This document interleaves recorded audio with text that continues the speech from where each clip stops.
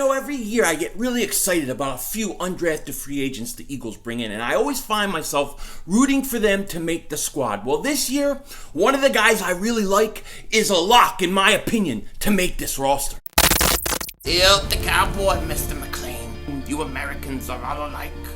But this time, John Wayne doesn't walk into the sunset with Grace Kelly. Scary Cooper, asshole!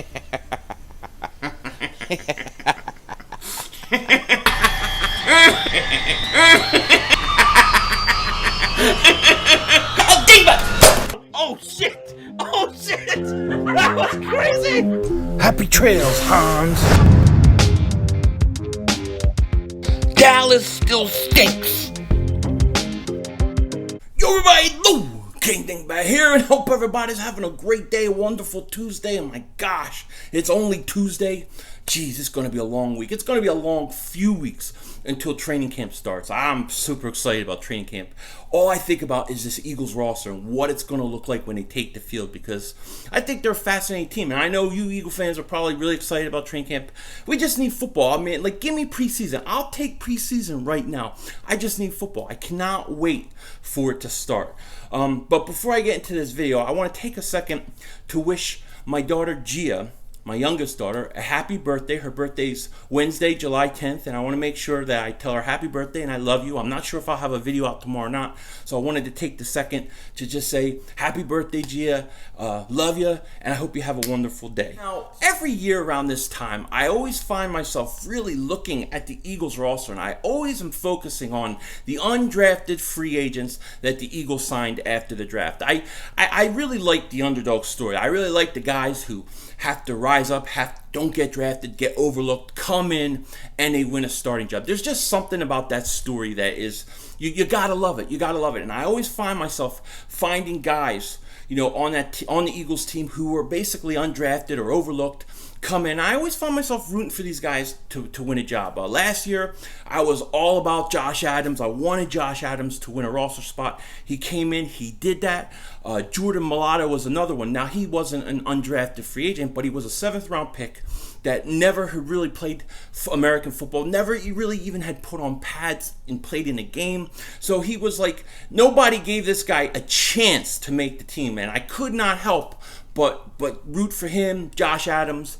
And this year is no different. There are a couple guys that I find myself just infatuated to want to watch really closely and hope that they get a spot on this roster. The first guy is TJ Edwards. Now, I think TJ Edwards was one of the better undrafted rookie free agents in the whole National Football League that was signed. I think this guy is going to make this roster. I expect great things from him. And from everything we're hearing from the coaches, they're saying he's one of the better undrafted rookie free agents the Eagles have ever had since they've been there in camp. So I really think that this guy is going to make the team. And, look, our linebacking depth and stuff is really not that deep. And I think that he has a real great opportunity to make this team. So I am super focused on TJ Edwards, and I do think he's going to make this roster. I think he has a legitimate shot and will make this roster in the end. Now, the other guy that I'm going to be watching very closely this training camp and rooting for is a guy who I think is going to have a lot harder time making this team. Basically, he plays wide receiver, and the wide receiving depth for the Eagles is tremendous, and it's going to be very hard for him to make it. But that guy is DeAndre Thompkins, the wide receiver from Penn State. I like this kid. I watch a lot of Penn State. I always like this kid. I like his explosiveness, and I was very excited when the Eagles signed him. But the only way, truthfully, that he makes this team, the only way he's going to make it is he's going to have to be on special teams. He's going to have to win a job as a returner. Now, I think Boston Scott is the lead guy for punt returns and kickoff returns, but maybe he can win the backup job behind him. It's going to be hard, but I'm very interested to see what DeAndre Thompkins does. And if worst case scenario they cut him, I'm hoping that they can at least put him on the practice squad and give him a year to develop. Those are the guys that I'm really going to be watching closely and rooting for when it comes to the undrafted rookie free agents. But I do want to hear your thoughts. I want to know, is there anybody that I didn't mention that you think is going to come in as an undrafted rookie free agent and make an impact? Put it in the comment section below, because I would definitely love to hear it. Now, There's one other thing I want to talk to you guys really quick about, and that is the supplemental draft. The supplemental draft is tomorrow. It is Wednesday the 10th, and there are about 5 players that I think will be in the supplemental draft. And now here's how the supplemental draft works from what I know, okay? And I may be missing something here or there, but from what I know, it's basically players who may not be, might have lost their scholarship, be college ineligible. They may, have gotten in trouble off the field or whatever it is. And they can enter the supplemental draft. And what happens in the supplemental draft is teams are broken up into 3 tiers. So you'll have Group 1, which will be teams that won, I think, less than 6 games. And then Tier 2 will be teams that won more than 6 games but didn't make the playoffs. And then Tier 3 will be those playoff teams and the rest of the, good teams. And then when they get these 3 tiers, they basically come up with a draft order within each tier. And then teams basically online, through email or whatever. It's just like if you ever played fantasy football where you have to, your draft is basically bidding. That's what these teams are going to do. If there's a player that a team wants, they'll put a bid in. So they'll say, hey, I think this guy is worth a 5th round pick. And then they put a bid in for him as a 5th round pick. And if it's the highest draft pick that was bidded on him, then that team loses that pick next year and they get the player. And that's how it usually works. And from what I'm hearing, there's probably 2 guys that have a chance to go out of the 5. And one of them, there is some chatter that the Eagles may be interested in one of them. Now, the guy I'm specifically talking about is Jalen Thompson, the safety from Washington State. Now, I mentioned him briefly in one of my other videos. He's 6 foot, 190 pounds, and he lost his scholarship because of over-the-counter supplements. So he got in trouble for that. From everything else I hear, he doesn't have any records or any other problems. He's pretty clean. And you know what? He may be somebody that the Eagles may have interest in. From what I was reading about him, he would fit the Eagles. He can play safety. He can play corner.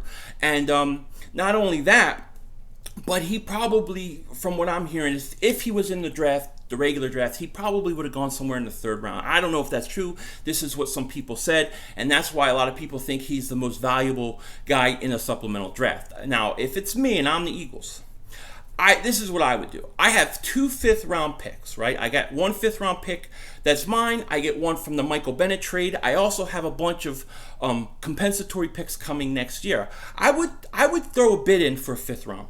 I would throw a 5th round pick in for this kid and see what I can get. Chances are I think he probably ends up going for like a 3rd or a 4th. But look, throw the 5th out there, see if somehow he manages to get to you and you get him. Why not? I mean, the Eagles need a younger safety. Unless they're going to move Rasul Douglas over safety, they could use a younger safety. Jenkins is a little older, McLeod is a little older, and I think that this kid has a lot of upside from everything I'm hearing. So why not take a chance? If you're just giving up 1 5th round pick, I would do it. Now, in the case of a situation in the supplemental draft where there's a tie, let's say the Eagles put a 5th round pick in for him and another team puts a 5th round pick in for him. The way they determine tiebreakers would be the team with the higher draft order would get the player. So that would probably mean most teams would be able to outbid the Eagles or win that tiebreaker. But I think a 5th round pick for him, why not? If he's as good and has as much talent as they're saying, and he would have been a 3rd round pick normally, I say go for it. Take a shot. But it's something, something to keep your eye out. I don't expect the Eagles to get him, but something to keep your eye out tomorrow. And I'll put his highlights in the description box and some of the other guys' names that will be in the supplemental draft, and you can look them up yourself. And we'll see. So with that said, would you use a 5th round pick and take a shot on this kid, or would you just leave him alone and not worry about it? And now, if nobody bids on him, then he would become a undrafted free agent, and he could sign with whoever. So something to watch there too. Me, I say throw in a 5th round pick, see what you got. It can't hurt you to take a shot. But hey, that's just me. With that said, take care. Talk to you later, and don't be a dingbat.